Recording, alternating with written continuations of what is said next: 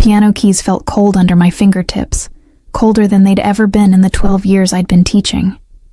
I pressed middle C and listened to the note die in the empty studio, swallowed by silence thick enough to suffocate.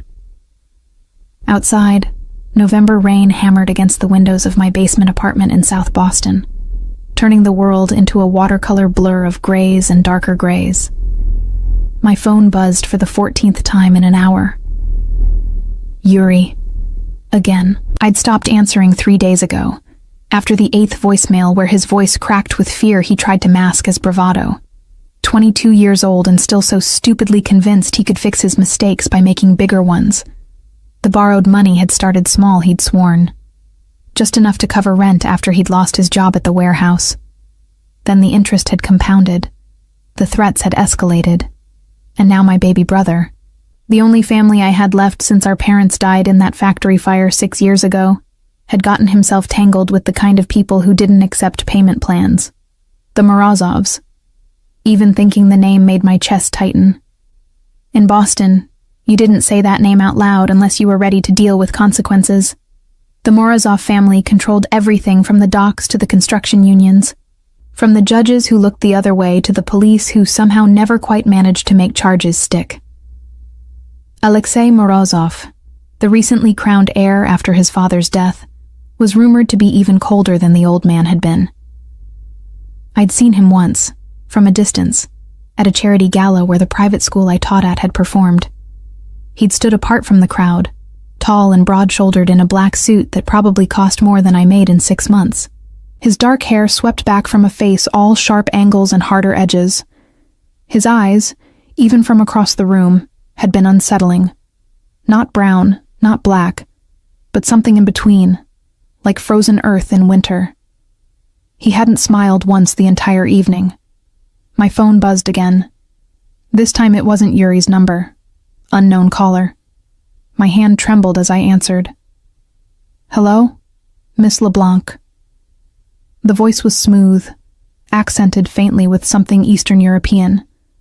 Not a question. He knew exactly who I was. My name is Dmitry Morozov. I believe you know why I'm calling. Ice flooded my veins. Where's my brother? Yuri is safe, for now. A pause, deliberate. He owes our family a considerable sum. $140,000 plus interest accumulated over the past 7 months. The number hit me like a physical blow. I gripped the edge of my piano bench, knuckles white. That's impossible. He told me 20,000. Your brother has been optimistic in his accounting. I heard the smile in his voice, cold and sharp. The question is not the amount, Miss LeBlanc. The question is how we proceed. Yuri cannot pay. This we both know. His earning potential is, shall we say, limited. I'll pay it back. The words rushed out before I could think. I have some savings, maybe 10,000. I can get a second job, work out a payment schedule. We are not a bank, Miss LeBlanc. His tone hardened. We do not offer payment schedules to those who steal from us. Your brother understood the terms when he accepted our money. Steal. The word made my stomach turn. Please, he's just a kid. He made a mistake. A costly one. Another pause. However, there may be an alternative arrangement. Something in his voice made my skin crawl. What kind of arrangement? My cousin Alexei has recently assumed leadership of our family. It's a demanding position. He requires. Shall we call it insurance against further betrayals within our organization? A guarantee of good behavior from those who owe us debts. He let that sink in. You, Miss LeBlanc, would serve as that guarantee. I don't understand. You would live in Alexei's household. You would remain there until your brother's debt is satisfied through other means we will arrange. Your presence ensures Yuri does not attempt to run or do anything further to embarrass our family. The implication crystallized slowly, horribly. You want me as a hostage. Such an ugly word. Dimitri's voice remained pleasant. Think of it as collateral, living collateral. You would be housed, fed, protected. Your brother would be free to continue his life, supervised, but unharmed. And when the debt is satisfied, you would be released. How long? That depends on many factors. 6 months, perhaps. A year at most. A year. 12 months of my life vanished into the orbit of a man whose reputation made hardened criminals nervous. I thought of my students, the 8-year-old prodigy who just started Chopin, the teenagers I tutored after school, who needed someone to believe they were worth more than the neighborhood expected. I thought of my basement apartment with its cracked tiles and reliable radiator, the life I'd built note by note from nothing after our parents died. Then I thought of Yuri, his crooked smile that matched our father's, the way he still called me Risa, like he had when he was 5. The promise I'd made to our mother the night she died, her hand crushing mine in that hospital bed. Take care of your brother. When? My voice sounded hollow. A car will arrive for you tomorrow at 6 p.m. Pack lightly. Personal items only. He paused. Miss LeBlanc, this arrangement is mercy. Most who cross our family do not receive such consideration. I suggest you remember that. The line went dead.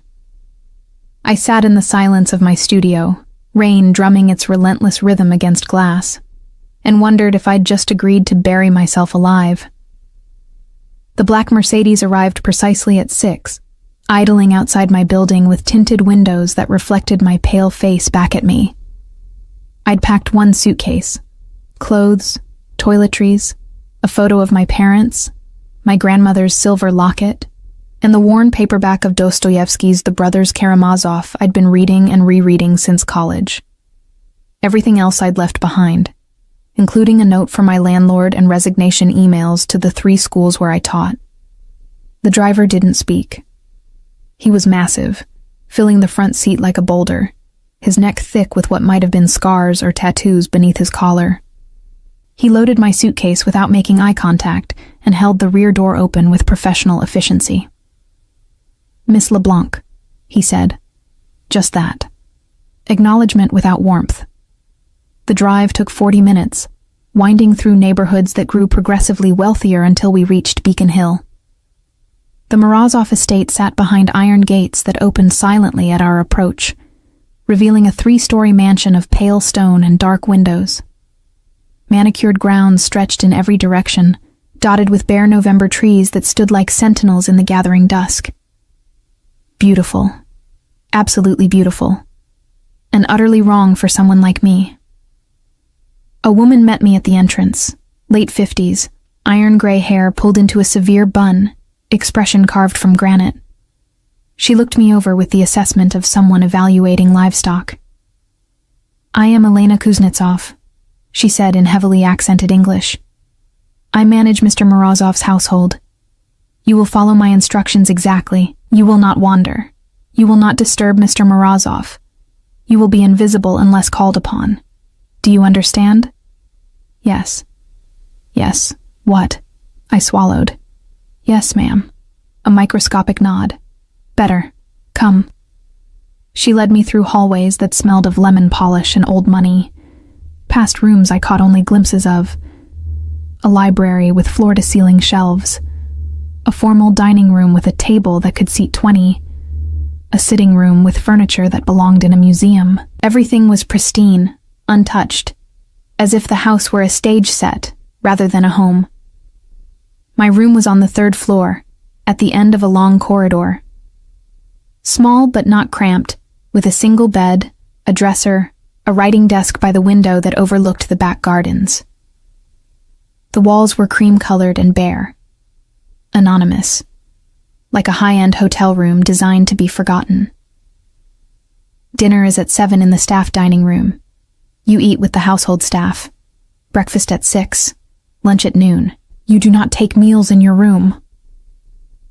Elena's eyes were chips of flint. Mr. Morozov's private quarters are on the 2nd floor, east wing. You do not enter that wing for any reason. The library, conservatory, and back gardens are accessible during daylight hours. Otherwise, you remain in your room or the staff areas. Questions?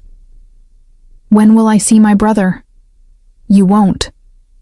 She said it flatly, without sympathy. Part of the arrangement is no contact.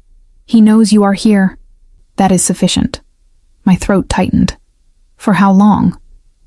Until Mr. Morozov decides otherwise. She moved toward the door. Unpack. Dinner in 30 minutes. Do not be late. I met the household staff that first night around a table in a windowless room adjacent to the kitchen. There was Elena, who presided over the meal with silent authority. Dmitri, the driver who'd collected me. A cook named Irina who had kind eyes and flour permanently embedded under her fingernails. 2 younger women, Anya and Svetlana, who cleaned and did laundry and whispered to each other in rapid Russian, and Victor, the groundskeeper, who looked like he could uproot trees with his bare hands. They were polite but distant, asking no questions about why I was there. In their world, I suspected, it was safer not to know. I didn't see Alexei Morozov that night, or the next, or the week after that.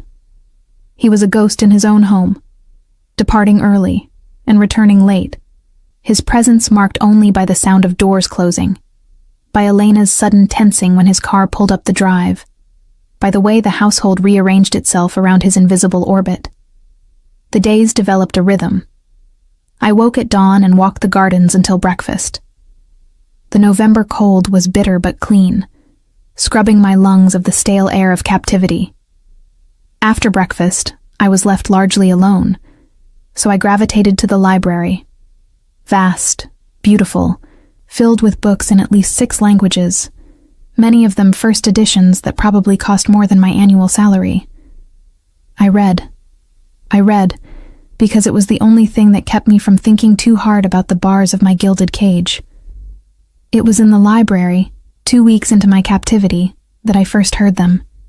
Children's voices, high and bright, echoing from somewhere below. I followed the sound to a door I'd assumed was a closet, but which opened onto a narrow staircase descending to what must have been servants' quarters in an earlier era. At the bottom, I found a large common room where Irina sat at an old upright piano, her young daughter and son beside her. The girl, maybe 9, was attempting to pick out "Mary Had a Little Lamb" with 2 fingers. The boy, younger, watched with rapt attention. "I'm sorry," I said from the doorway. "I heard the piano." Irina looked up, startled, then wary. "Miss LeBlanc, the children practice here sometimes. I hope the noise does not disturb you." "No, not at all."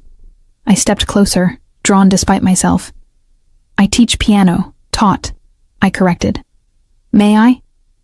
She hesitated, protective, then nodded. I slid onto the bench beside the girl. Natasha, Irina introduced her, and showed her how to curve her fingers, how to let her wrist float. Within 10 minutes, she was playing the simple melody smoothly. Her smile was incandescent. "You will teach her?" Irina asked, her voice careful. "If you'd like." And so I found my purpose in that house. Every afternoon, I descended to that forgotten common room and taught Natasha and her brother Mikhail. Natasha was a natural, with perfect pitch and the kind of determination that would take her far. Mikhail had less talent, but infinite enthusiasm. Working with them reminded me who I was beneath the label of collateral, of guarantee, of living insurance against bad debts. I was still a teacher, still myself. The weeks blurred. Thanksgiving came and went, marked only by an elaborate meal I ate with the staff, while Alexei dined alone in the formal dining room. December arrived with early snow. I'd been in the Morozov household for exactly 4 months when I saw him for the first time up close. I'd been in the library, shelving books I'd finished reading, when the door opened without warning. I turned, and there he was. Alexei Morozov was taller than I'd realized from that distant glimpse at the gala. 6'3" at least, with the kind of build that came from discipline rather than vanity. Broad shoulders tapering to a lean waist, strength evident in the way he carried himself. His dark hair was shorter now, almost military in its precision. But it was his eyes that stopped me cold. Not brown, not black. Gray. Storm gray, like winter seas. Fixed on me with an intensity that made my breath catch. "You're Larissa LeBlanc." Not a question. Yes. I forced myself to meet his gaze, refusing to look away first. "Mr. Morozov, you've been teaching Irina's children." My heart stuttered. Had I overstepped? Violated some unspoken rule? Yes. "I'm sorry if..." "Don't apologize." He moved into the room, each step measured, predatory. "Natasha has been practicing Beethoven. I heard her this morning." I blinked. "You heard her from all the way upstairs?" "I hear everything in this house." He stopped a few feet away, close enough that I caught the scent of his cologne, something with cedar and smoke. "Elena tells me you haven't asked for anything. No phone calls, no visitors, no requests of any kind. What would be the point?" Something flickered in those gray eyes. "Most people in your position complain, demand, threaten. I'm not most people." "No." He studied me like I was a puzzle he couldn't quite solve. "You're not." The silence stretched between us, taut and strange. I should have looked away, should have lowered my gaze, shown deference, but something stubborn in me refused. "Your brother is well," Alexei said finally, "in case you wondered." Relief flooded through me so suddenly I had to grip the bookshelf for balance. "Thank you. Don't thank me. It's not kindness. It's insurance." His voice hardened. "You stay compliant. He stays safe. That's the arrangement." "I understand." "Do you?" He stepped closer. Too close. I could see the faint scar bisecting his left eyebrow, the slight shadow of stubble along his jaw despite it being barely noon. "You don't seem afraid enough. Would you prefer me terrified?" The words escaped before I could stop them. For a long moment he simply stared at me. Then, impossibly, the corner of his mouth twitched. Not quite a smile. Something darker, more complicated. "You sing," he said, changing direction, "when you think no one's listening. In the gardens. Sometimes in here." Heat crept up my neck. "I didn't realize anyone could hear." "I can. You have a beautiful voice." The compliment, so unexpected, so quietly delivered, sent a strange flutter through my chest. I pushed it down ruthlessly. "Thank you. Keep teaching the children." He moved past me toward the door. "But remember what you are here, Larissa. You're not a guest. You're not staff. You're collateral. The moment you forget, that is the moment you become a problem I have to solve." Then he was gone, leaving only the faint trail of cedar smoke and the pounding of my heart. I stood in the empty library, books forgotten in my hands, and wondered why a threat had sounded almost like a warning. The days after my encounter with Alexei in the library felt different, charged with an awareness I couldn't shake. I caught myself listening for his footsteps in the hallways, for the distant sound of his voice speaking Russian to Dmitri or Elena. I told myself it was simple vigilance, the natural hyper-awareness of prey tracking a predator. But that didn't explain why my pulse quickened when I heard his car pull up the drive at night, or why I found myself wondering what he did in those private quarters I was forbidden to enter. He'd said he heard everything in this house, which meant he'd heard me singing. The thought made my skin prickle with something I refused to examine too closely. December deepened into true winter. Snow blanketed the gardens in silence, transforming the estate into something from a Russian fairy tale. I continued my routine. Early walks when the cold bit through my inadequate coat, hours in the library, afternoons teaching Natasha and Mikhail. The children had become the bright spots in my gilded captivity. Natasha was advancing rapidly, her small fingers flying through Bach inventions with increasing confidence. Mikhail had abandoned piano in favor of begging me to teach him songs, which I did, his off-key but enthusiastic renditions of folk tunes echoing through the servants' quarters.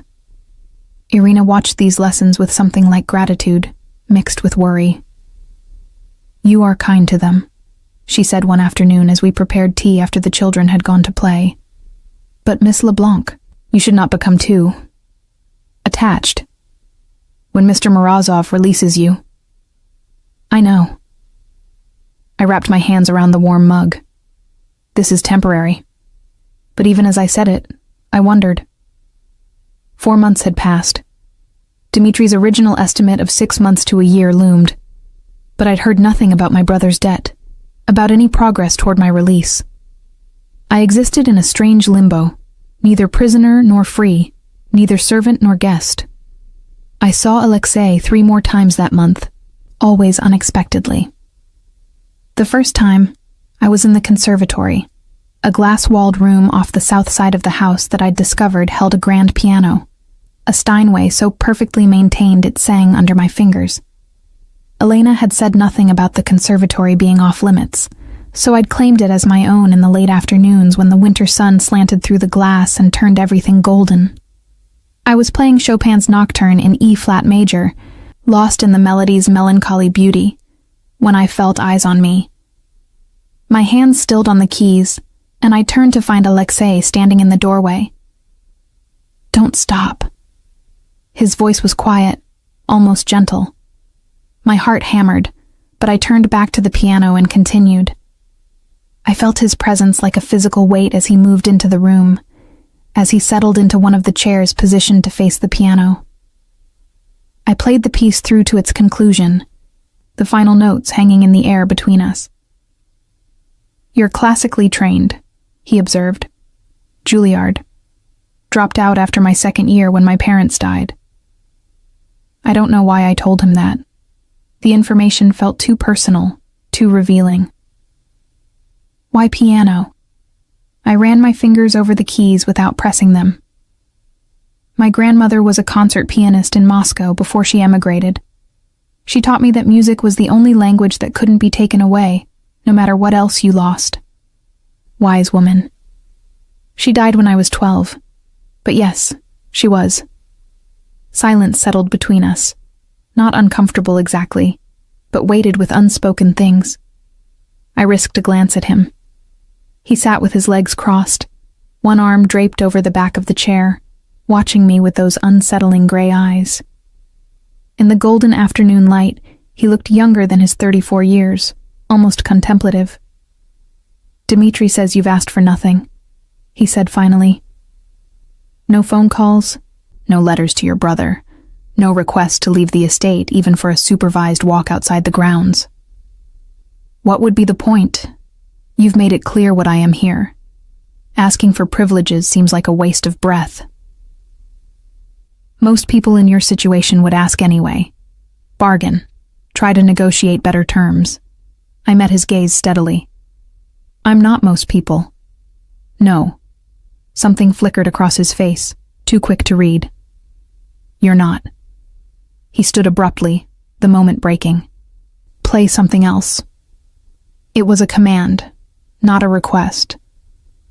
But something in his tone made it feel less like the order of a captor, and more like, I didn't know what. I chose another Chopin piece, a waltz this time, lighter and more playful. I felt him listening, felt the quality of his attention like a tangible thing.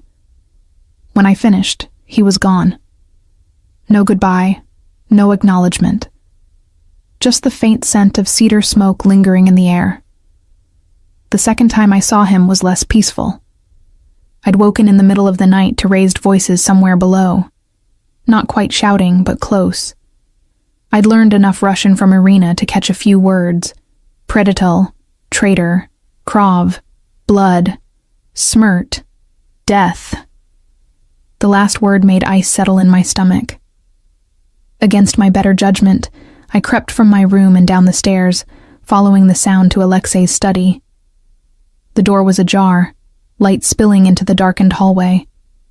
Through the gap, I saw him standing behind a massive desk, his face a mask of cold fury. Dmitri stood before him, along with 2 other men I didn't recognize. "He stole from us," one of the men said in accented English, presumably for my benefit, though they didn't know I was there. "The shipment is gone. $3 million worth of—" "I know what it's worth." Alexei's voice was ice. "What I want to know is how Petrov thought he could do this and live." "He has family," Dmitri said quietly. "A wife, children, which he should have considered before betraying us." Alexei poured himself a drink, the amber liquid catching the light. "Make an example, but make it clean. I don't want this traced back to us." My hand flew to my mouth, stifling a gasp. I stumbled backward, my shoulder hitting the wall with a soft thump that sounded deafening in the quiet hallway. The conversation inside stopped. I ran. Quiet as I could, back up the stairs, my heart thundering so hard I thought it might burst. I made it to my room and closed the door just as I heard footsteps in the corridor below. I pressed my back against the door, shaking. Make an example. Make it clean. The casual way he'd ordered what sounded like an execution, as if discussing a business transaction rather than a human life. This was who he was. Who they all were. And I'd been foolish enough, in those quiet moments in the library and conservatory, to forget it. Sleep didn't come that night. I lay in bed, watching shadows move across the ceiling, trying not to think about a man named Petrov and what making an example might mean. The 3rd time I saw Alexei, he found me. It was a week before Christmas. I'd been in the library, curled in my favorite chair by the window, reading Anna Karenina in the original Russian, a language I'd studied but never quite mastered. I dozed off, the book open on my lap, lulled by the warmth of the fire and the silence of the house. I woke to find him sitting in the chair across from me. My breath caught. He was dressed more casually than I'd seen him. Black sweater, dark jeans, his hair slightly mussed as if he'd been running his hands through it. He was reading his own book, seemingly unconcerned by my presence. "How long have you been there?" My voice came out rough with sleep. 20 minutes. He didn't look up from his book. "You talk in your sleep, in Russian mostly. Your accent needs work." Heat flooded my cheeks. What did I say? Nothing coherent. Now he did look at me, and something in his expression made my pulse skip. "You apologized to someone named Yuri, repeatedly." My brother's name on his lips made my chest tighten. "Is he?" "He's fine. Working at one of our warehouses. Supervised, but unharmed." Alexei closed his book. "You worry about him?" "He's my brother. Of course I worry." Even though his stupidity is the reason you're here, the bluntness stung. He made a mistake. He's young. He's an adult who made adult choices with adult consequences.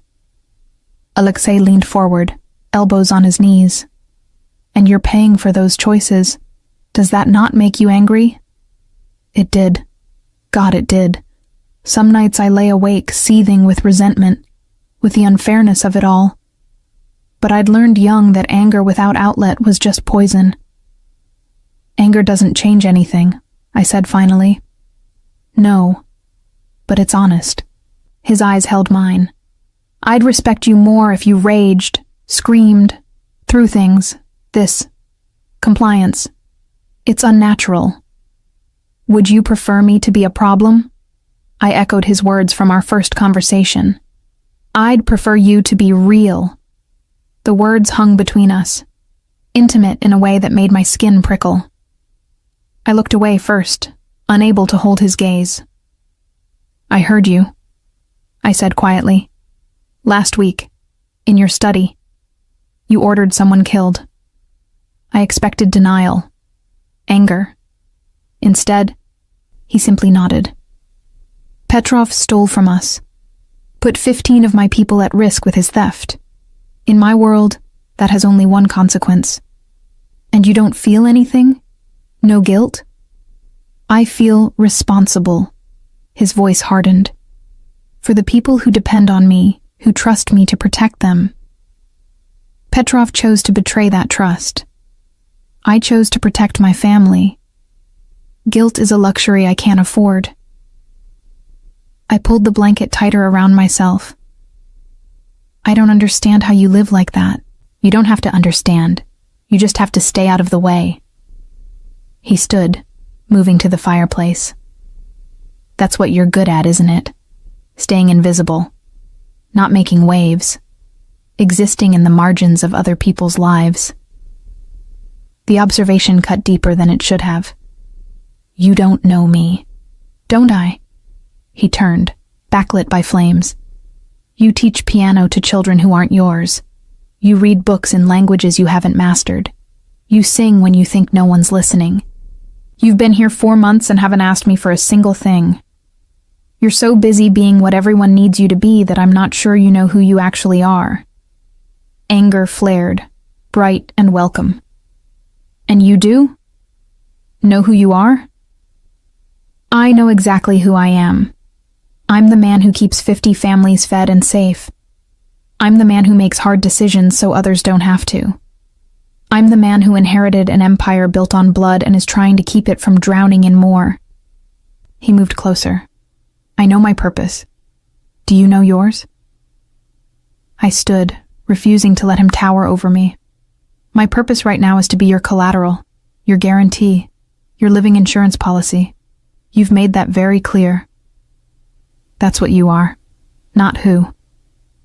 He was close now, close enough that I had to tilt my head back to meet his eyes. Who are you, Larissa LeBlanc, when you're not being what other people need? I didn't have an answer. The realization hollowed me out. Alexei's expression softened, just fractionally. When you figure it out, let me know. He left me standing by the fire, shaking with emotions I couldn't name. Christmas came quietly. Elena allowed me to help Irina prepare a small celebration for the children. Cookies decorated with too much icing. Simple gifts I'd made from scraps of fabric and paper. Natasha and Mikhail's joy was pure, untainted by the reality of where we were, what this house represented. Alexei appeared briefly, dressed in an impeccable suit, clearly on his way somewhere important. He handed Natasha and Mikhail each a wrapped present, a professional keyboard for Natasha, a child-sized guitar for Mikhail. The children squealed with delight. His eyes found mine across the room. I mouthed, "Thank you." He nodded once and was gone. That night, alone in my room, I found a package on my bed. Inside was a book, a first edition of Rachmaninoff's piano concertos, with handwritten notes in the margins in Russian. The inscription on the flyleaf read, "To Katya, who made even the hardest pieces sing. With love, Grandmother Morozov." His grandmother's book. He'd given me his grandmother's book. I sat on the edge of my bed, the volume cradled in my hands, and felt something crack open in my chest. Something dangerous and foolish and completely unwelcome. I was beginning to understand Alexei Morozov. Worse, I was beginning to care. And in this house, caring was the most dangerous thing I could do. January arrived with bitter cold, and the strange realization that I'd been in the Morozov house for 5 months. 5 months of existing in the margins, of teaching children who weren't mine, of reading books in a library that felt like borrowed time. 5 months of catching glimpses of a man I was supposed to fear, but instead found myself thinking about at odd hours. The book Alexei had given me, his grandmother's annotated Rachmaninoff, sat on my nightstand like an accusation. I played through the concertos in the conservatory, following her notes, her insights into phrasing and dynamics. She'd been brilliant. The marginalia revealed a mind that understood music not as performance, but as conversation, as prayer. I wondered if Alexei knew what he'd given me. If he understood that this wasn't just a book, but a piece of his history, his family. I wondered why he'd thought I deserved it. The household had settled into a rhythm around me. Elena no longer watched me with quite so much suspicion. Irina invited me to share tea with her after the children's lessons. Even Dmitri, the taciturn driver, had nodded a greeting when we passed in the hallway. But Alexei remained a ghost, a presence felt more than seen. I heard him on phone calls conducted in rapid Russian. I smelled cedar smoke in rooms he'd recently left. Once, I found a coffee cup still warm in the library, abandoned on the table beside a legal document in Cyrillic that I quickly stopped trying to read. It was Dmitri, the cousin who'd first contacted me about the arrangement, who broke the pattern. I encountered him in the library on a gray afternoon in mid-January. I'd been shelving books when he appeared in the doorway. His expression pleasant, but his eyes calculating in a way that made my instincts scream. "Miss LeBlanc, how are you settling in?" I set down the books I'd been holding. "Well enough, thank you. I hear you've been teaching Irina's children. How charitable." He moved into the room, his movements fluid, almost lazy. My cousin has always had a weakness for charity cases. Something in his tone set my teeth on edge. "Is there something I can help you with, Mr. Morozov?" "Dmitri, please. We're practically family now." His smile didn't reach his eyes. "I wanted to check on you. Ensure you're being treated well. After all, your comfort reflects on our family's honor." "I have no complaints." "No?" He picked up a book from the table, examining it with feigned interest. 5 months is a long time to be separated from your life, your brother, your students. Don't you miss them? Of course. I kept my voice neutral, but I understand the terms of the arrangement. Such acceptance. Admirable. He set the book down with deliberate care. Though I wonder, does Alexei appreciate your compliance, or does he simply take it for granted? I didn't answer. Dmitri smiled. He's always been like that, you know, taking things for granted. His father's empire, handed to him on a silver platter. The loyalty of men twice his age who should have inherited leadership. Even you, a beautiful, educated woman living under his roof, and he barely acknowledges your existence. The implication in his words made my skin crawl. "Mr. Morozov." "Dmitri," he corrected, moving closer. "I'm not like my cousin, Miss LeBlanc. I see you. I appreciate what you've sacrificed. If you ever need anything at all, I hope you'll come to me." Before I could respond, Alexei's voice cut through the room like a blade. "Dmitri." We both turned. Alexei stood in the doorway, his expression neutral, but his eyes hard as flint.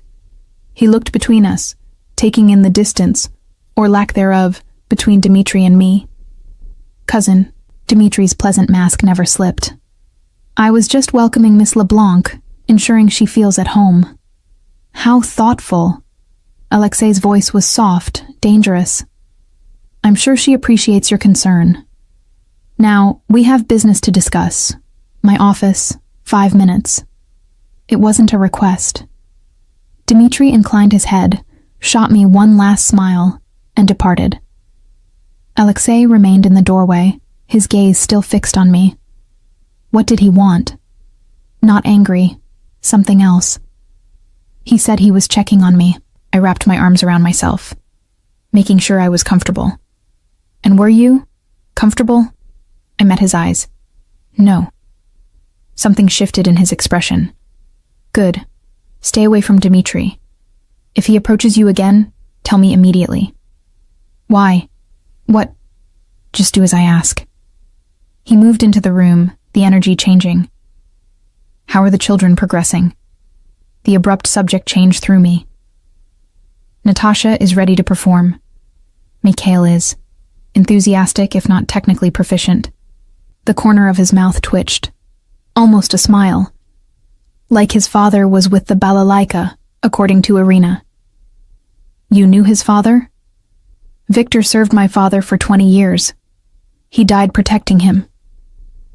Alexei's voice was matter-of-fact, but I caught something beneath it. Taking care of his family is the least I can do.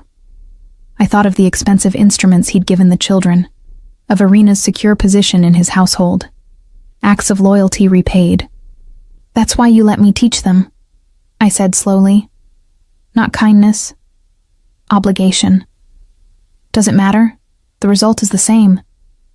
It matters to me. He studied me for a long moment. Why? Because I'd like to think some things in this house aren't transactions, aren't just business. Everything is business, Larissa. The sooner you understand that, the safer you'll be. But even as he said it, his gaze dropped to the book on my nightstand. His grandmother's Rachmaninoff. When his eyes returned to mine, something unspoken passed between us. I should go, I said, suddenly needing distance from whatever this was. Wait. He reached into his jacket and produced a phone. Not a smartphone, but a simple flip phone, the kind you could buy prepaid. For emergencies, it has one number programmed. Mine. I stared at it. I don't understand. If Dmitri or anyone else makes you uncomfortable, if you need something, use it. He placed it in my hand, his fingers brushing mine. Don't tell Elena. Don't tell anyone. Why are you doing this? For a moment, I thought he wouldn't answer. Then, because you were right. Some things shouldn't be transactions. He left before I could respond. I didn't use the phone. But knowing I had it changed something. Changed the way I moved through the house. The way I slept at night. I wasn't quite a prisoner anymore. Wasn't quite collateral. I didn't know what I was. The winter deepened. I played piano for hours in the conservatory, working through the Rachmaninoff concertos, losing myself in the complexity of the compositions. Sometimes I felt eyes on me, and would turn to find Alexei standing in the doorway, listening. He never said anything, just nodded and moved on. But those moments accumulated, built into something I didn't want to examine. Then came the night of February 10th, when everything changed. I'd gone to bed early, exhausted from a long afternoon teaching Natasha a particularly difficult Chopin etude. I was nearly asleep when raised voices jerked me awake. Not from downstairs this time, but from the hallway outside my room. Telling you it's a mistake to trust him. A woman's voice, unfamiliar. Your opinion is noted. Alexei, cold as winter stone. He's been meeting with the Volkov family 3 times in the past month. The woman again. He's planning something. Dmitri is ambitious. I've known this since we were children. It doesn't make him a traitor. Ambition and loyalty aren't the same thing, Alexei. A pause. Then, I'll handle it. Footsteps receded. I lay in the darkness, my heart pounding. Dmitri. The Volkov family. I'd heard that name whispered by the staff, always with fear. A rival organization. One that had been at war with the Morozovs for decades. I thought of Dmitri's calculating eyes. His comments about Alexei taking things for granted. His suggestion that I come to him if I needed anything. The phone Alexei had given me sat in my nightstand drawer. I reached for it, then hesitated. What would I even say? That I'd overheard a conversation I wasn't supposed to hear? That I had a bad feeling about his cousin? I put the phone back and tried to sleep. The next 2 weeks passed in uneasy normalcy. I watched Dmitri more carefully now, noticed how he moved through the house with proprietary ease, how he spoke to the staff with an authority that almost rivaled Alexei's. I noticed how Alexei watched him in return, his expression revealing nothing. Something was building. I could feel it like the pressure before a storm. It was Irina who confirmed my suspicions. Miss LeBlanc, she said one afternoon as we prepared tea after the children's lesson, I must ask you something. Her tone made me set down the kettle. Of course, if you were to overhear something important, would you tell Mr. Alexei? My pulse quickened. What kind of something? She twisted her hands together. My Victor, before he died, he made me promise. If I ever learned of threats to Mr. Alexei's father, I should warn him. Now Mr. Alexei leads the family, and I think the promise still holds. Irina, what did you hear? Dmitry Morozov. He was speaking on the phone 3 days ago. I was cleaning the hallway outside his quarters. He did not know I was there. She lowered her voice. He spoke of a celebration. Mr. Alexei's birthday is in 2 weeks. There will be a party, many important families attending. And Dmitry said. She swallowed hard. He said it would be perfect timing, that no one would suspect, that by the end of the night leadership would change hands. Ice flooded my veins. He's planning to kill Alexei. I do not know for certain, but Miss LeBlanc, I am frightened.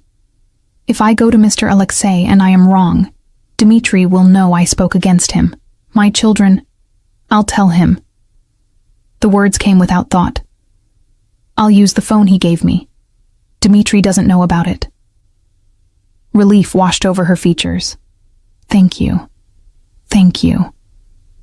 That night, alone in my room, I stared at the phone for 20 minutes before I found the courage to flip it open and press the single programmed number. He answered on the second ring. Larissa. Just my name, but the way he said it made my breath catch. I need to talk to you. In person. It's important. A pause. The library. 10 minutes. He was waiting when I arrived, standing by the fire, still dressed in the suit he'd worn to whatever meeting had kept him out until midnight. His tie was loosened, his jacket discarded. He looked tired in a way I'd never seen him look. What's wrong? Direct. No pretense. I told him everything. Irina's warning, the overheard phone call, Dmitry's meeting with the Volkovs, the woman's concern from 2 weeks ago. I watched his expression shift from attention to calculation to something harder, darker. When I finished, he was silent for a long moment. Irina is certain of what she heard? Yes, and I trust her. Why? He turned to face me fully. Because she's kind to you? Because she lets you teach her children? Because she loved her husband and he loved your father? Because she's been loyal to this family for 20 years? Because she's risking everything telling you this? I moved closer. And because I've watched Dmitry, the way he looks at you, the way he moves through this house like he already owns it. He's planning something. I feel it. Alexei's jaw tightened. Your feelings aren't evidence. No, but they're not nothing either. I held his gaze. You gave me this phone for emergencies. This is an emergency. He studied me for what felt like an eternity. Then, if you're wrong, if this is some misunderstanding or paranoia, then I'm wrong. But if I'm right and I said nothing, and something happened to you... I stopped, startled by the intensity of emotion in my own voice. You'd care? His voice was soft, dangerous. If something happened to me, I should have lied, should have said something neutral, safe. Instead, yes. The word hung between us, too honest, too raw. Alexei moved closer, closing the distance until we were almost touching. Why? I'm your captor. The man keeping you here against your will. The reason you've lost 5 months of your life. I know what you are. My voice shook. I've known from the beginning, but I also know. I see. I struggled for words. You gave me your grandmother's book. You bought instruments for children who mean nothing to you except that their father died protecting yours. You hear me singing when I think I'm alone. You're not just what you do. You're more than that. His hand came up to cup my face, thumb brushing my cheekbone. You're wrong. I'm exactly what I do. Nothing more. I don't believe you." "Then you're a fool." But there was no heat in it. His thumb traced my lower lip, featherlight. A beautiful, stubborn, impossible fool. I should have stepped back, should have remembered what I was to him: collateral, guarantee, living insurance. Instead, I leaned into his touch. "Alexei." The study door burst open. Dmitri rushed in, his face pale. "Boss, we have a problem. The shipment from Gdansk." He stopped, taking in the scene. Alexei and me, standing too close, his hand still cradling my face. Dmitri's expression shifted, calculation replacing surprise. "I'm sorry. I didn't realize you were occupied." Alexei dropped his hand, stepping back. His voice was ice. "What about Gdansk?" "Customs seized the container. The contact you'd arranged to smooth things over is claiming he never received payment." "Impossible. I wired the money myself." "That's what I thought, which is why I think we should discuss this. Privately." Dmitri's gaze flicked to me, dismissive. Larissa was just leaving. Alexei's tone was perfectly neutral, but I caught the warning in his eyes. "We'll continue our conversation later." I nodded, not trusting my voice, and left. Behind me, I heard Dmitri's voice, casual and concerned. "Cousin, we need to talk about security. I'm worried there may be leaks in the organization." I walked back to my room on shaking legs, Irina's warning echoing in my mind. By the end of the night, leadership would change hands. Alexei's birthday party was in 12 days, and I had the terrible feeling that time was running out. The days leading to Alexei's birthday party passed with excruciating slowness. I watched Dmitri move through the house with increasing confidence, noticed how he inserted himself into conversations, how he questioned Alexei's decisions with a tone just shy of insubordination. I watched Alexei tolerate it with the patience of a man playing a longer game than anyone else could see. I didn't know if he believed my warning. He hadn't mentioned our conversation in the library, hadn't acknowledged the moment when his hand had cradled my face and the world had narrowed to just the two of us. He'd retreated into cold professionalism, into the role of untouchable leader. It made my chest ache in ways I refused to examine. The household buzzed with preparations for the party. Elena commanded an army of additional staff brought in to clean, polish, and prepare the mansion for the influx of guests. The formal dining room was opened and set with china that probably cost more than my yearly salary. Crystal chandeliers were cleaned until they sparkled. The ballroom, a room I hadn't even known existed, was transformed into something from a fairy tale. I helped where I could, grateful for the distraction. Irina and I worked together arranging flowers, our hands moving in practiced rhythm while she whispered updates. "Dmitri has been meeting with the head of security," she murmured, her eyes on the roses she was trimming. I heard him say that, certain. Adjustments needed to be made for the party, for Mr. Alexei's protection. My hands stilled. What kind of adjustments? I do not know, but Miss LeBlanc, I am frightened. If Dmitri suspects that I overheard, he doesn't. I kept my voice low. And even if he did, Alexei won't let anything happen to you or the children. You trust him. Not a question, an observation. Did I? Trust implied a kind of faith that seemed foolish given my circumstances. But when I thought of Alexei, I didn't think of my captor.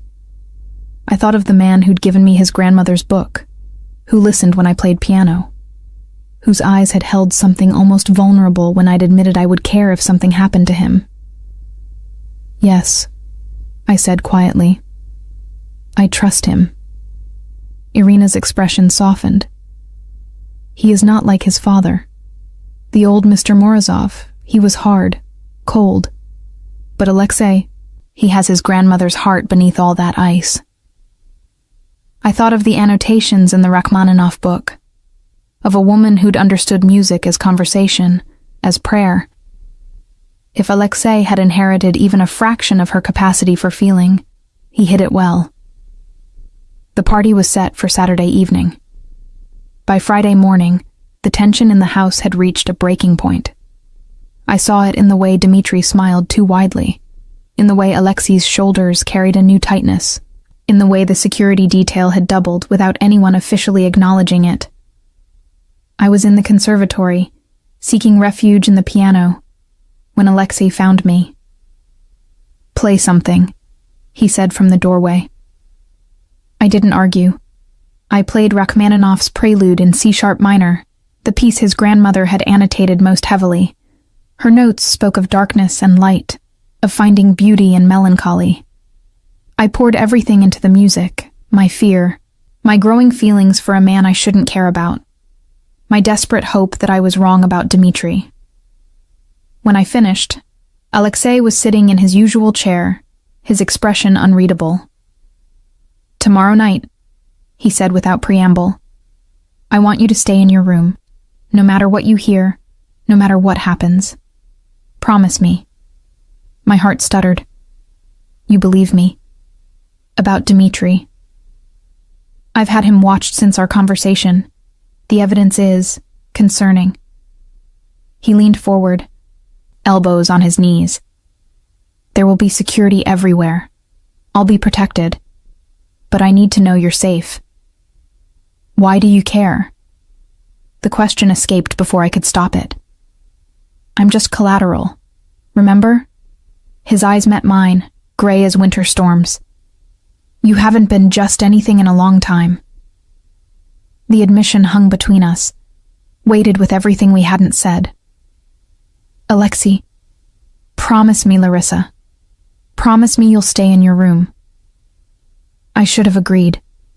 Should have taken the easy out, the safe option. Instead, what if something goes wrong? What if you need... I won't need anything except the knowledge that you're safe. He stood, moving closer. "You've already given me the warning. You've already done more than anyone should ask of their captive. Don't risk yourself further. Because I'm valuable collateral? Because you matter." The words came out rough, almost angry. "To the children. To Irina. To..." He stopped, jaw tightening. "To you?" I supplied softly. He closed his eyes briefly, and when he opened them, the vulnerability in his expression nearly undid me. I don't have the luxury of allowing people to matter. Everyone who matters becomes a target, a weakness to be exploited. You've been safe precisely because no one knows what you've become to me. And what have I become? He reached out, tucking a strand of hair behind my ear with devastating gentleness. The one person in this house who sees me and still stays. I don't have a choice about staying.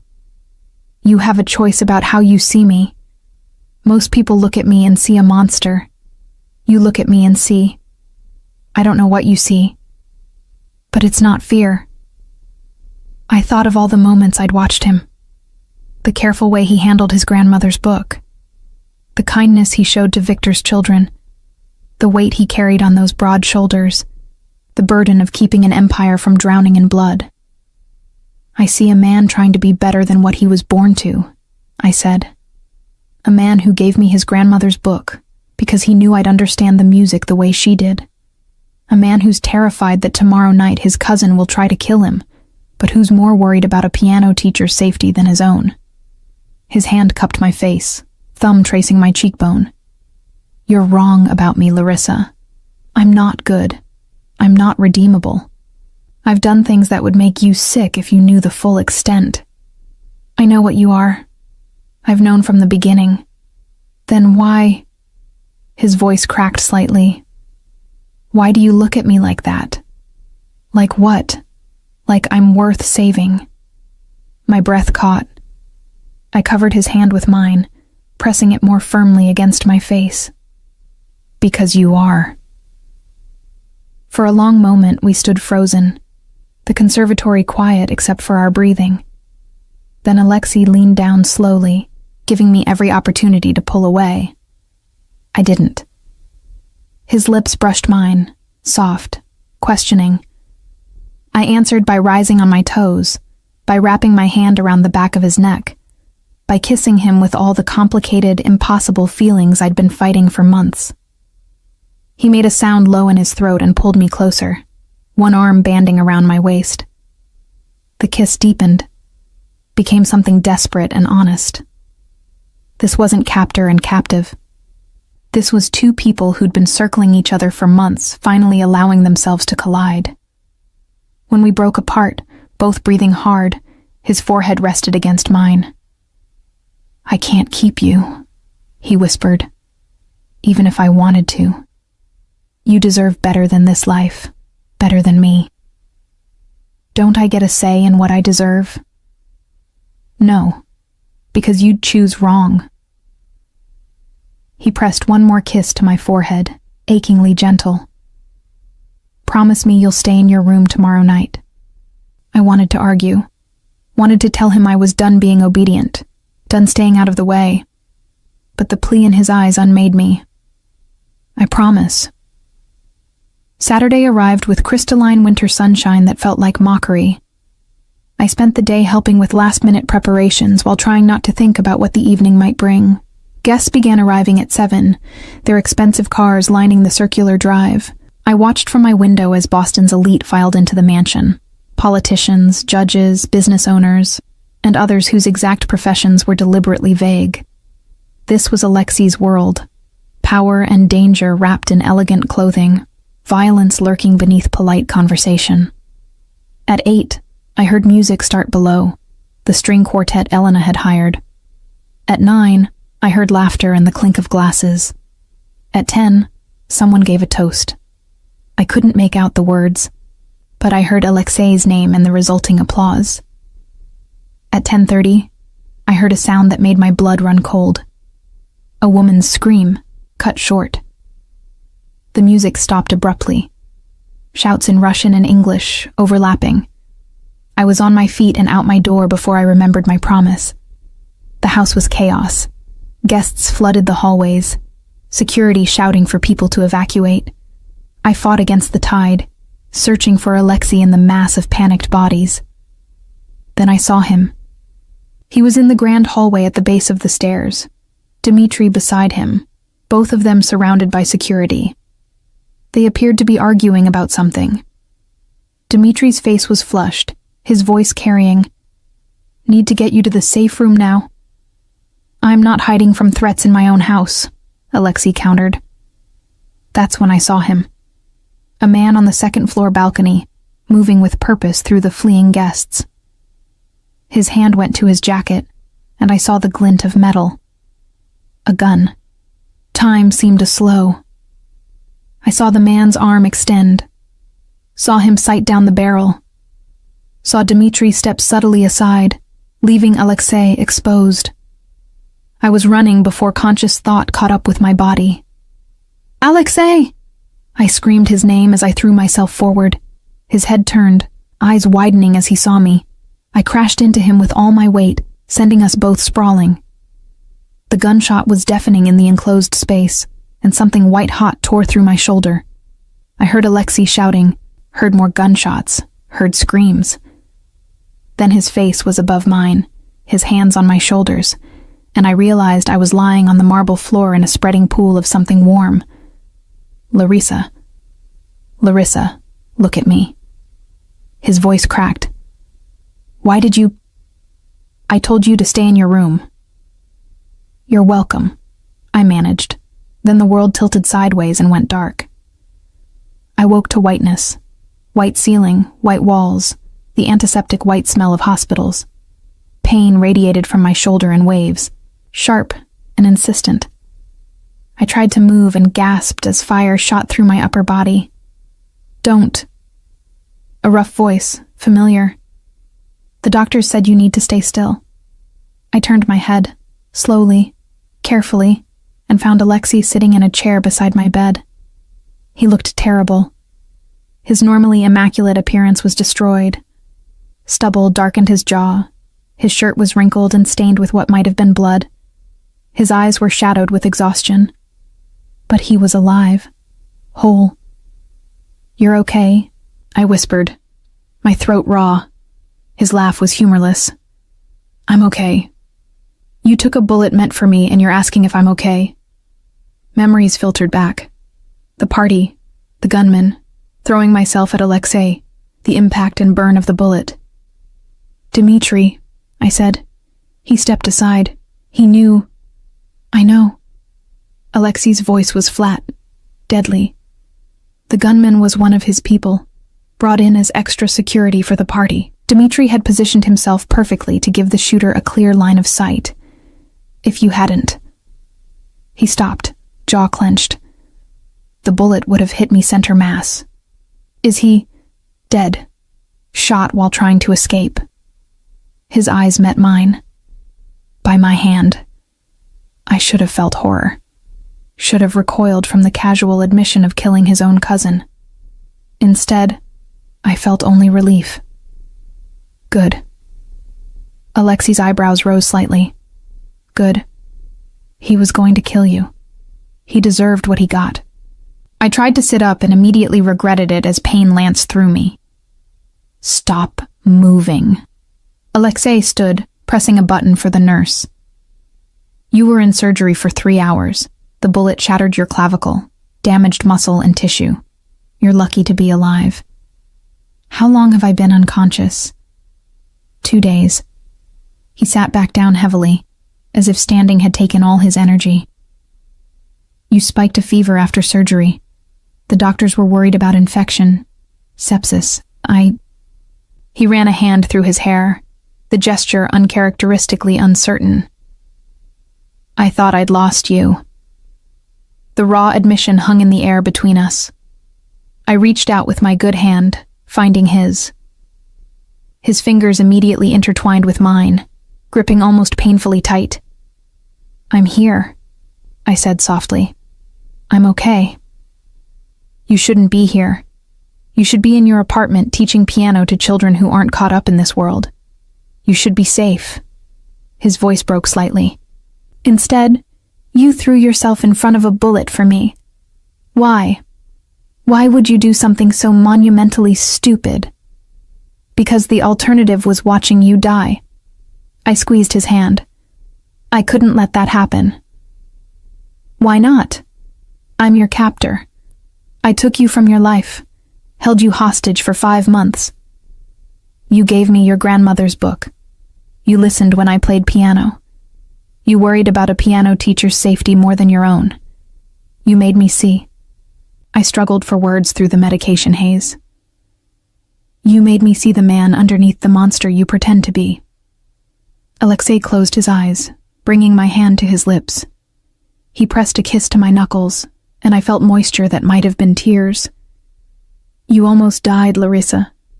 You almost died saving me. Do you understand what that means? What you've done? I saved your life. You've ruined me." He looked at me then, his gray eyes bright with unshed tears. "Because now I can't let you go. I've tried.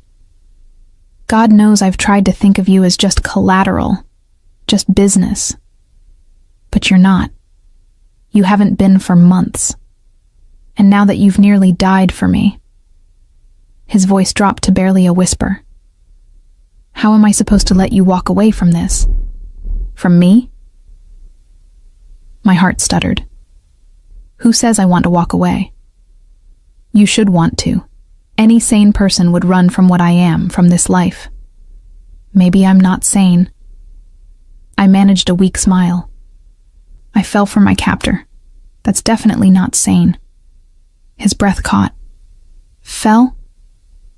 The truth sat between us, impossible to take back. "I love you. I probably have for weeks, maybe longer. I tried not to. But Alexei, when I saw that gun pointed at you, the only thing I could think was that I couldn't lose you. Not like that. Not ever." For a long moment, he simply stared at me. Then he leaned forward, pressing his forehead to mine with exquisite gentleness. "I don't deserve you," he whispered. "I don't deserve your love or your sacrifice, or the way you look at me like I'm worth saving. But God help me, I'm too selfish to give you up. Then don't. He kissed me then, soft and careful, mindful of my injuries.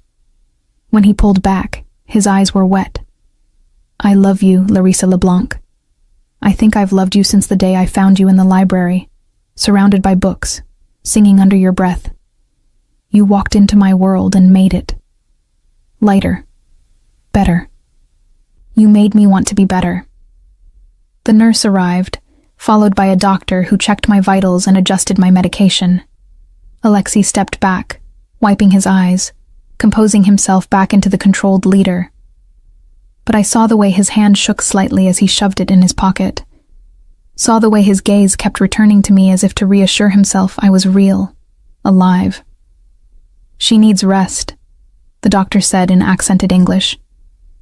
The next few weeks will be critical for healing. No stress, no excitement.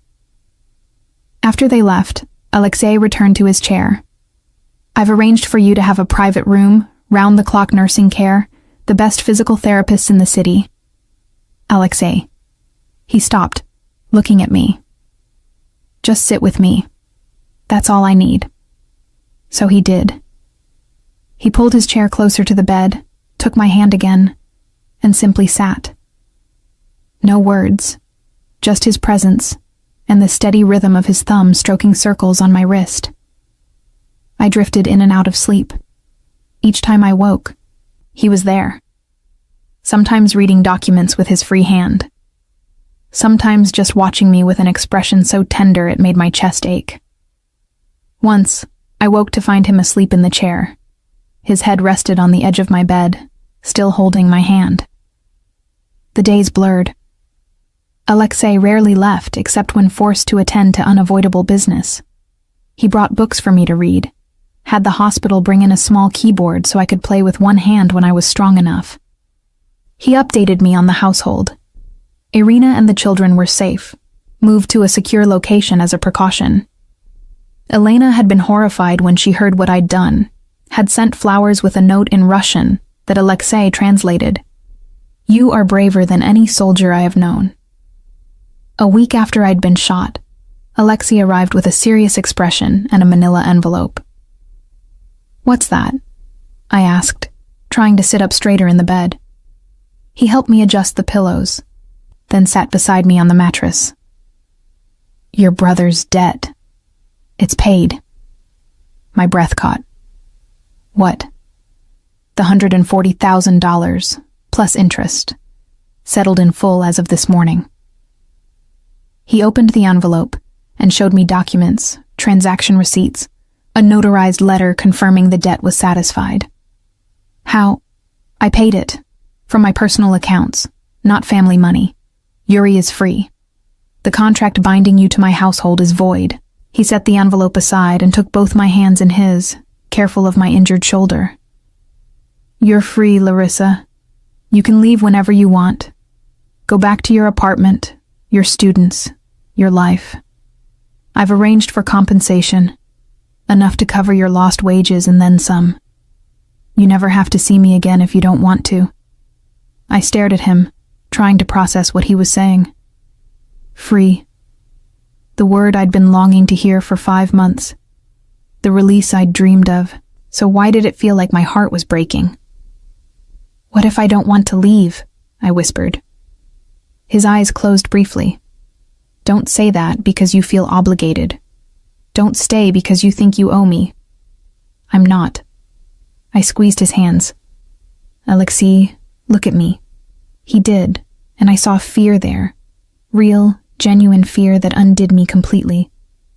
I don't want to go back to my old life. I took a shaky breath. I want to stay. With you. Not as collateral or a captive or whatever I was before. As your equal. As someone who chooses to be here. The life I lead. I know what your life is. I've lived in your house for 5 months. I've seen enough to understand what I'd be choosing. I touched his face with my good hand. And I'm still choosing it. Choosing you. Why? The question was raw, broken. After everything. Because you're worth it. Because when you thought I was dying, you cried. Because you gave me your grandmother's book and listened when I played piano and worried about children who weren't yours, simply because their father served your family. Because underneath all the ice and the control and the terrifying power, you have your grandmother's heart. I smiled through sudden tears. And I love that heart.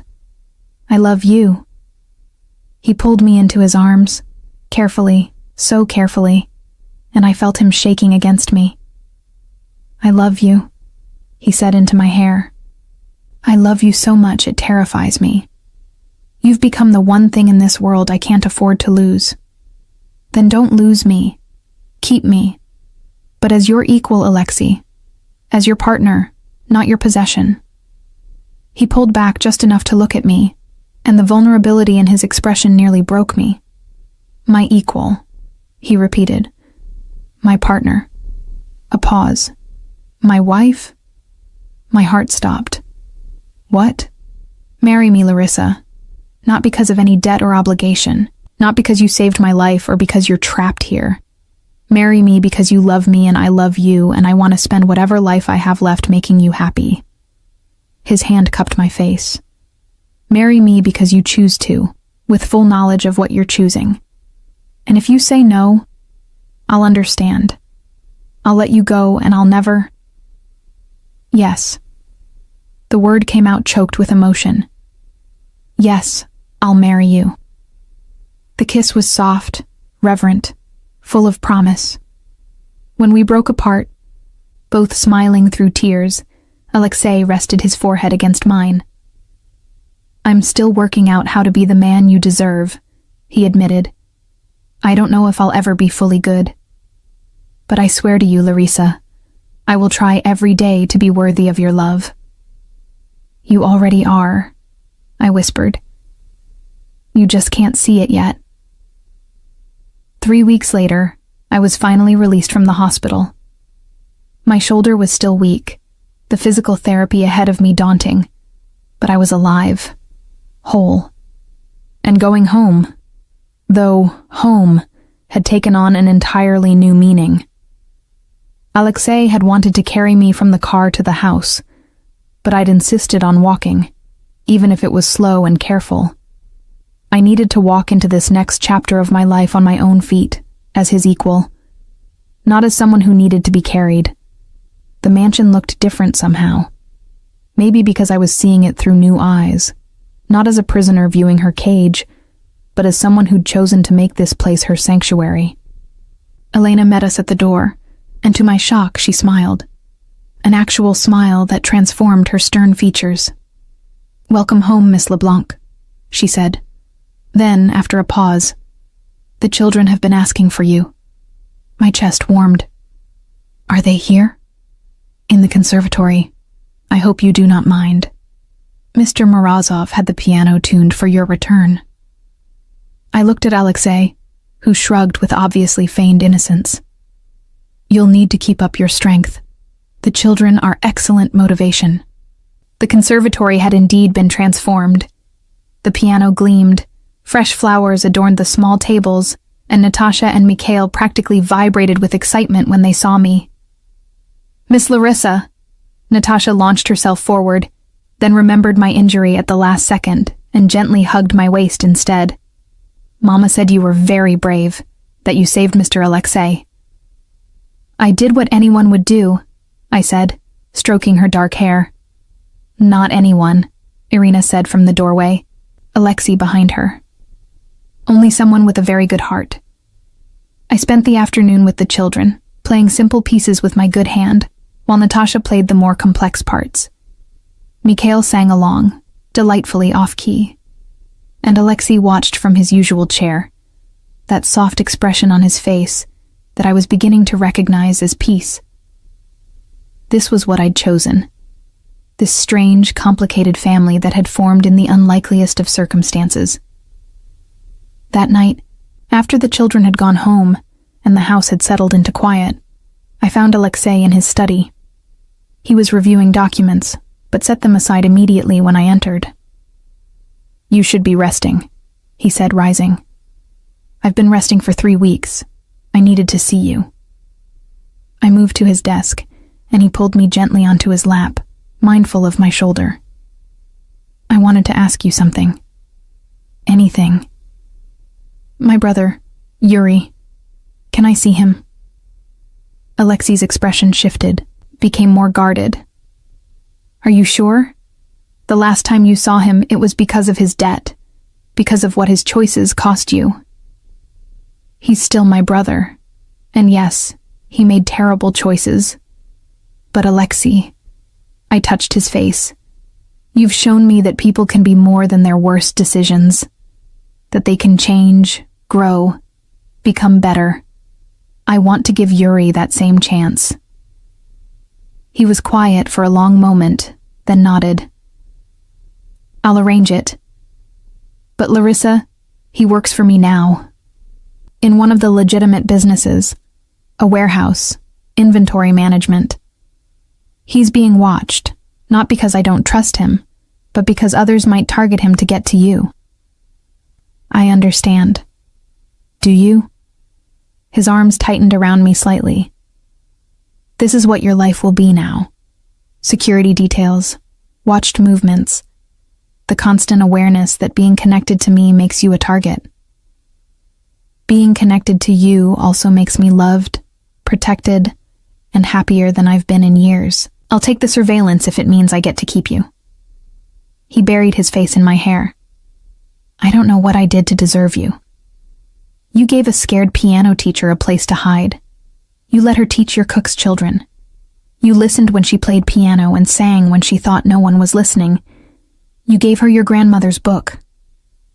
I turned in his lap to face him more fully. "You saw her, Alexei. Really saw her. That's what you did." The days turned to weeks. My shoulder healed slowly but steadily. Yuri came to visit, full of apologies and genuine remorse. I'd expected to feel angry, but seeing him, how much he'd grown in the months we'd been apart, how seriously he was taking his second chance, I felt only relief that we'd both survived our respective crucibles. "I'm sorry, Risa," he said, using the childhood nickname. "I'm so sorry for what I put you through." "I know." I hugged him with my good arm. "Just don't waste this opportunity, okay? Alexei is giving you a real chance. Don't throw it away." "I won't, I swear." Elena gradually thawed, even going so far as to ask my opinion on household matters. The staff began treating me less like a strange presence and more like a member of the family. Irina's children called me Aunt Larissa. Slowly, inexorably, I was weaving myself into the fabric of the Morozov household. But the moment that changed everything came on a cold evening in late March. Alexei had been unusually quiet all day, distracted during meals, distant even when we were together. I'd given him space, understanding that running an empire, even a partially legitimate one, came with pressures I couldn't fully comprehend. That night, he found me in the library, curled in my favorite chair with his grandmother's Rachmaninoff book. "Come with me," he said, offering his hand. "There's something I want to show you." He led me not through the house, but outside, to the gardens that had been my refuge during those early days of captivity. The spring night was cool, but not cold. Stars scattered across the clear sky. We walked in silence until we reached a small clearing I'd never noticed before, hidden behind a screen of trees. In the center stood a bench, new, made of dark wood with an engraving I couldn't read in the dim light.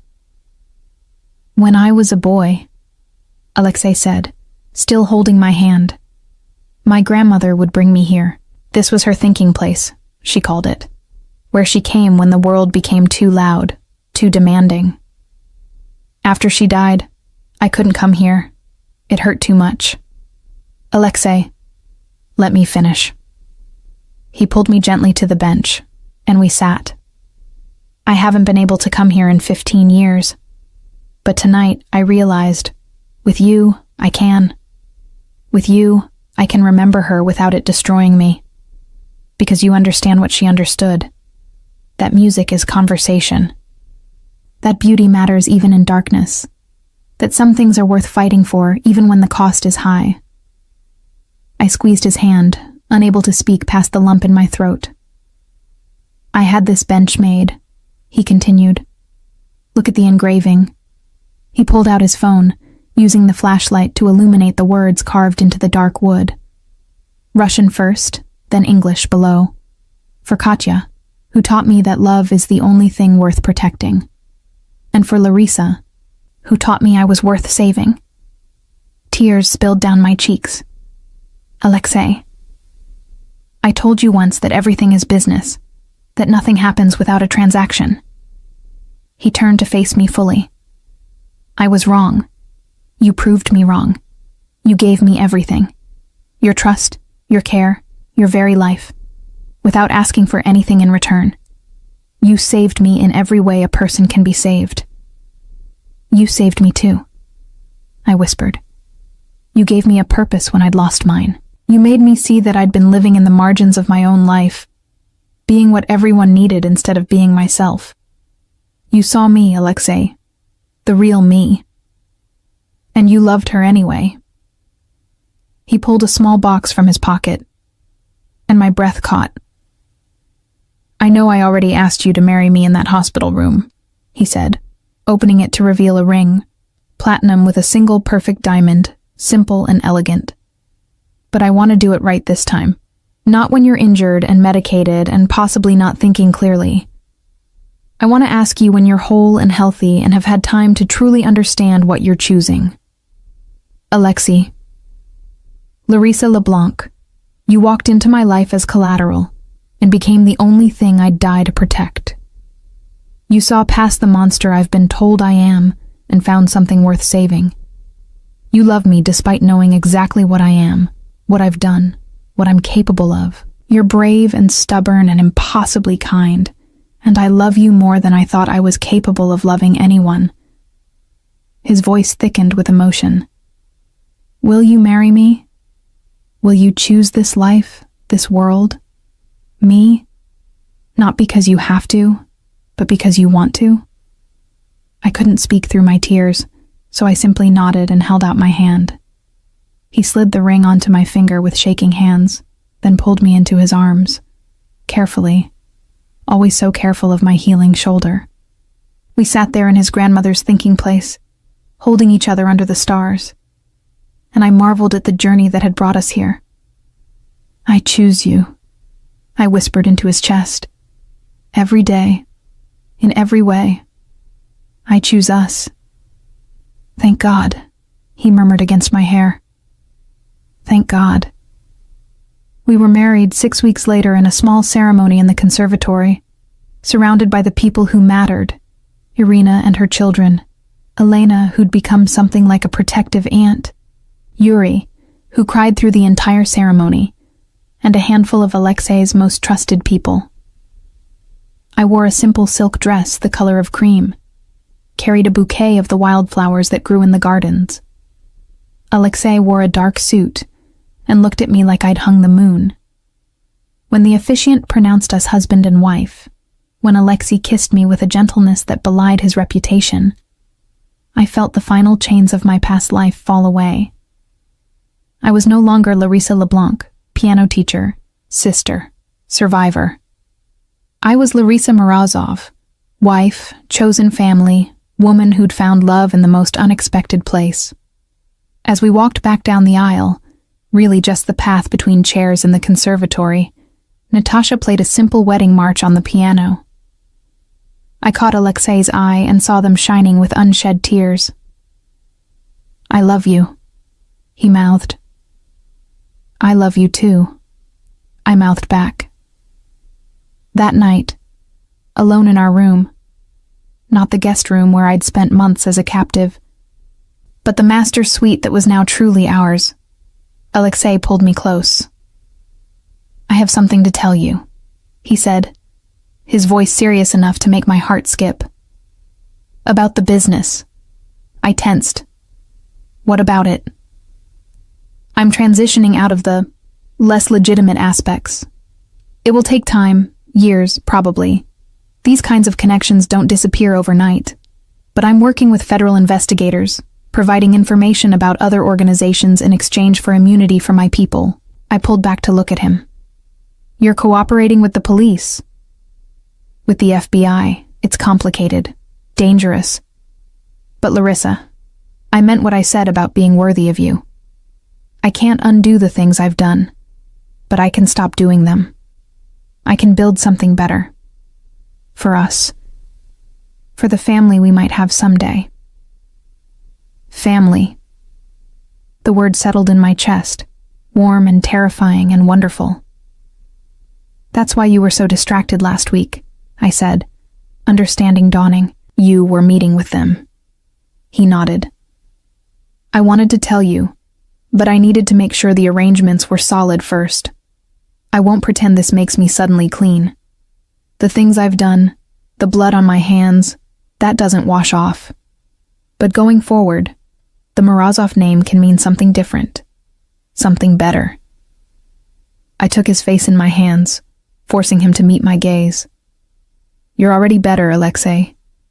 You're already more than what you were born to be, and I'm so proud of you for taking this step. You made it possible. You made me believe I could be more than my father's son. He kissed me softly. Thank you for saving me. In every way. Thank you for seeing me. For making me believe I was worth more than the margins. We held each other as the night deepened around us. Two people who'd found each other in the most unlikely of circumstances and built something real from the ashes of captivity and fear. I thought of the frightened woman who'd stepped into this house 6 months ago, believing she was nothing more than collateral, nothing more than a guarantee against bad debts. I thought of the cold, controlled man who'd held himself apart from everyone, convinced he was beyond redemption. We'd both been wrong. Love, I'd learned, wasn't a transaction. It wasn't something you bargained for or negotiated. It was something that crept up on you in quiet moments, while playing piano, while teaching children, while watching someone cry at the thought of losing you. It was something worth fighting for, worth dying for, worth living for. And as Alexei's arms tightened around me, as I felt the steady beat of his heart against mine, I knew with absolute certainty I'd made the right choice. Not because I had to, because I wanted to, because I loved him, and because against all odds, he loved me too.